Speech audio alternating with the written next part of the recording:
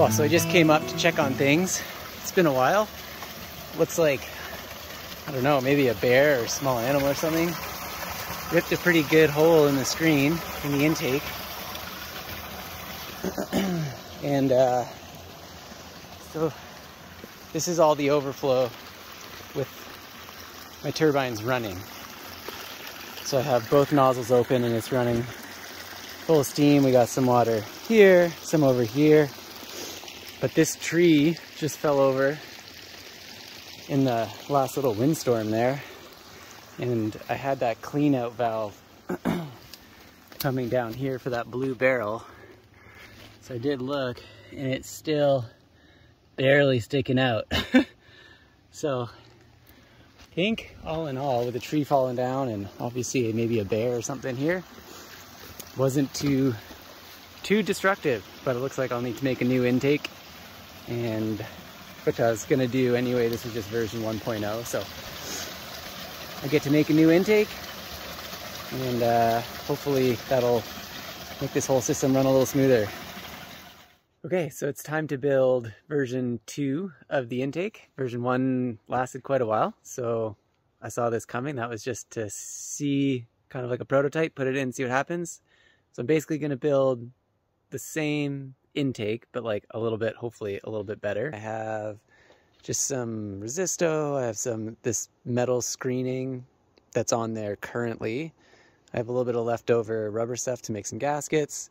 This is like a little bit stronger screen here, so I'm gonna maybe put that underneath as more strength, and then this mesh screen here will be, that's that finer screen to make sure no leaves or twigs get into the intake. But anyways, got some plywood, some leftover wood, so we'll start building here. I got some leftover pieces to hopefully make things more watertight, but anyway, yeah, we'll start building and see what we come up with. All right, so this is the idea I've come up with. Basically, this is your angle for where the screen is going on. So that'll be where the water hits.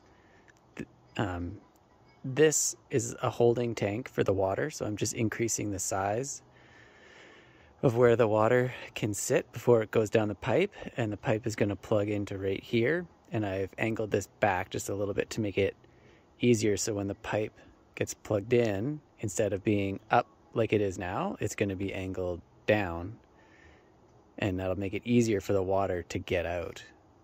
And then if I have to, I can always, once it's a box, I can always tilt it. Whoops! Tilt the whole box like this to get the water to come to the end where the pipe is. But anyway, I'm just gonna turn this into a box and go from there. So I got the frame of the box made. Lots of fun, weird angles to deal with, but I think it looks pretty good. Maybe it makes more sense now. So again, this is screen, and then this is the holding tank where the water is, and then the pipe's going on the front. So I have this piece here cut out, but I want to assemble screen first, because the screen's going to go in behind this piece of wood, or maybe not, maybe it'll go on top. I don't know. Okay, so I have this kind of thicker gauge like metal, almost like a little grate or something, that should provide a little bit of support for any of the bigger sticks or animals that are trying to get in. And now I'm just going to put this much lighter metal screen on top, and that's more because I don't want the holes to be this big, so that'll just sift out the smaller stuff, and this should provide a little bit of strength. So once we get all that done, we should be getting close. Just about finished up. So I got a screen on it, and then on the inside, it's probably, well, it's really hard to tell. Put a little bit of rubber in the back, and then I lined it with plastic, and I'm hoping that'll help seal all the leaks and stuff. And then on the inside where this comes in, yeah, you can't really see. Anyway, I put some plumber's tape and a bunch of stuff, and then I siliconed the outside, so hopefully we don't get any leaks coming out there. And then the 4-inch pipe that's up there should plug into, like, this isn't designed for this, but it should plug into that, and we'll have ourselves version 2.0 intake. We'll run it up and have a look. So version 2.0 has been up here for a few days now. Looks ultimately like it's doing pretty well. This we can kind of take out. I was trying to figure out if I could incorporate that to keep the water from kind of like hugging the rock and sneaking underneath and in behind. Because we're actually ending up with a little bit of some missed water. Actually, maybe I'll hook it all up and I'll show you how much water we're not collecting. Okay, so this is the pipe all hooked up. You can see it's like significant improvement from the first version, especially around where the pipe is going in.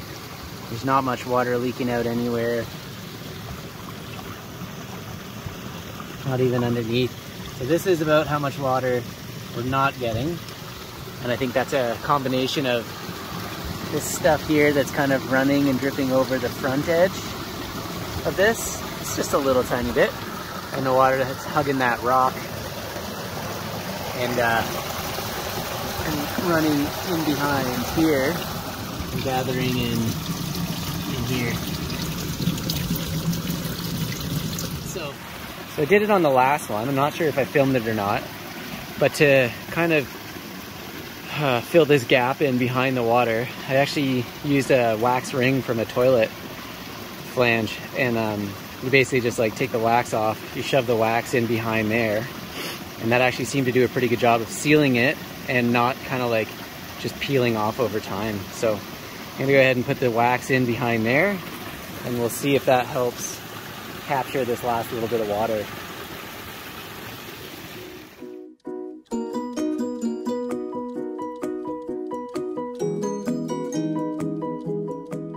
So I think that worked pretty well. You can see the water feeding in front of the wax. So instead of going, it's going down the rock, but then hitting that wax and dropping down onto the screen.